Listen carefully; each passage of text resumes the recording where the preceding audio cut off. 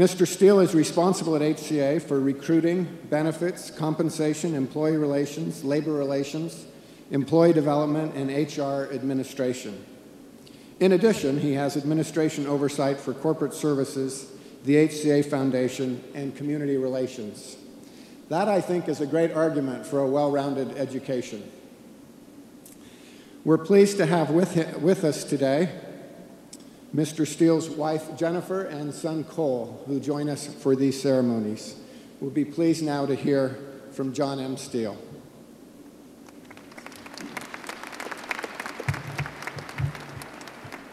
Thank you, Bob, Dr. Mendenhall, Board of Directors, faculty, and students, and their family members. I really appreciate the opportunity to be part of this occasion today. It really is a great pleasure and an honor for me to be with you here today and to hear some of the success stories from this remarkable institution. You know, one of the other reasons I wanted to be here, though, is like everybody out there today, you know, I've got my own bucket list. And on that bucket list was I wanted to someday torture myself by preparing a commencement address for a group of people that I hardly knew. And so thank you for sparing me the indignity of having to go to my son's elementary school or likewise to make my plea for that opportunity. As Dr. Mendenhall mentioned today, we've got hundreds of graduates right here in front of me, which is outstanding, and hundreds also over the internet, along with their friends and loved ones who are clearly proud of the hard work and proven ability that you have demonstrated to master competencies that we as employers of the 21st century need in our employees. This is such a remarkable institution. The fact that 19 governors from states in the middle and western part of this country got together over 15 years ago and put together a new model for education, one that didn't have all the normal trappings that we're used to. No buildings, no credit hours, no prerequisites. Even today, it sounds like it wouldn't work. And then to top it off, make it affordable. What a brilliant idea, and the success sits before me today. You're fortunate to be graduates of WGU for a number of reasons.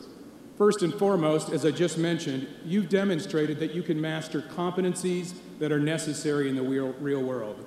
But beyond that, you've demonstrated an ability to manage and learn in a complex model, where in many cases, probably most cases, you've had to continue your responsibilities on the job as well as take care of your family. That is a set of skills that we need in today's world.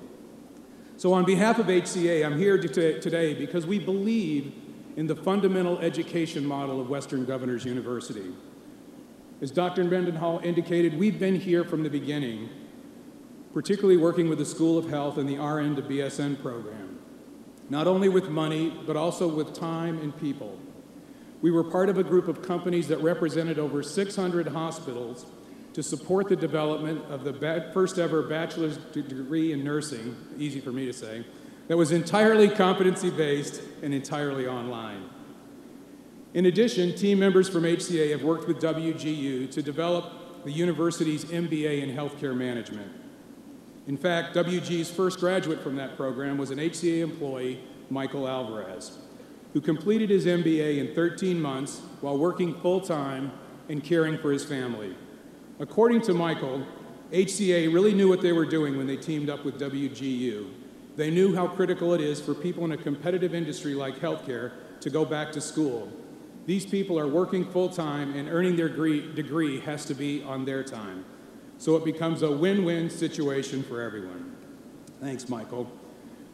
As I said, we clearly appreciate the competency-based model that Western Governors University represents. We currently have over 300 students who are attending WGU.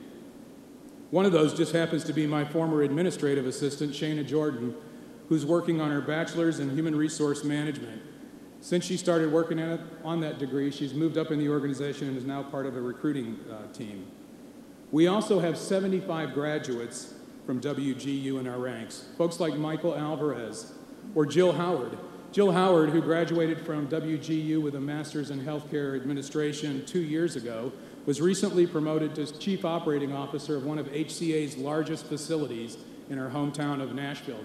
And she beat out 38 experienced hospital executives to get that job. And when you ask her the single most important reason, she says Western Governors University and the degree she attained. Of course, I could sit up here all day and brag about HCA, and if you let me, I will. But I know you won't let me. There are a number of institutions, companies that have done remarkably well and also are big supporters of HCA, so we know we're not alone. Last night during the mixer, I met a number of folks. My new friend Dexter, for instance, who is a vice president at a bank, runs his own consulting company, and finished his degree at the same time. That's impressive stuff. But one last point of privilege, since I'm up here anyway.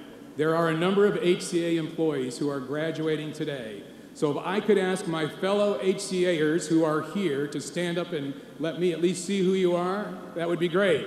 Huh? Thank you.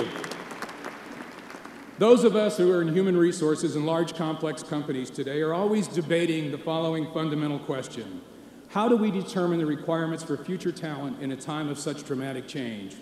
How do we make judgments about the kinds of skills that will be needed in the future?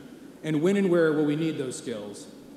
It's never been tougher, from my perspective, to answer those questions. Maybe there was a day in the past when we could sort of think clearly about what we needed tomorrow, but in today's world of change, we've lost that ability to be very predictable.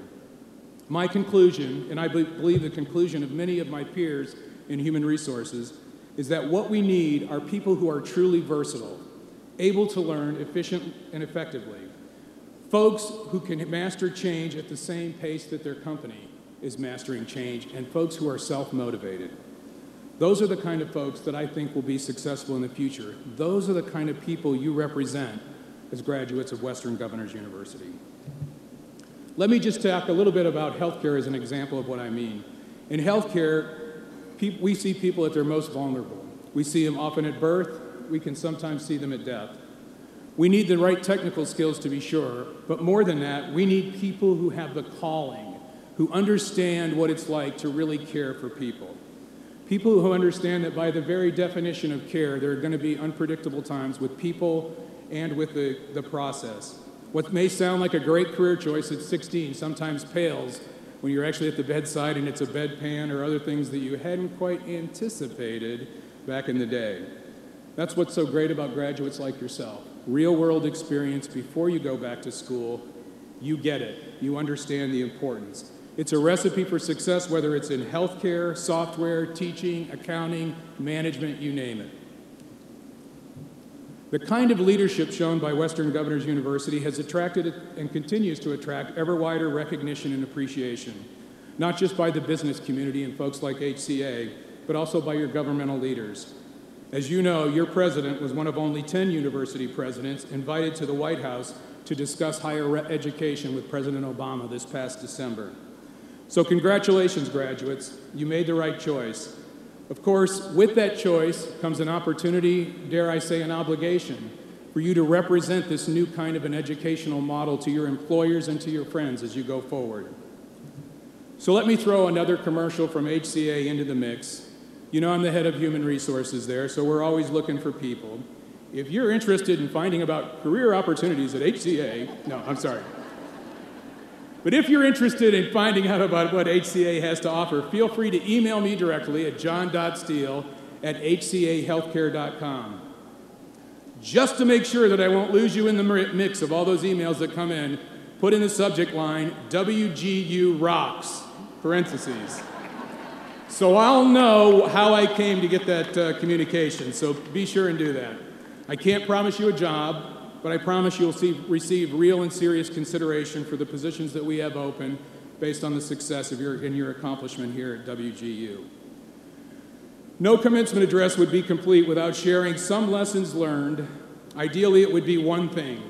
But as Paul McCartney says, in this ever-changing world in which we live in, it's nearly impossible to do that. So let me give you three things. None of these are rocket science. You've heard them all before.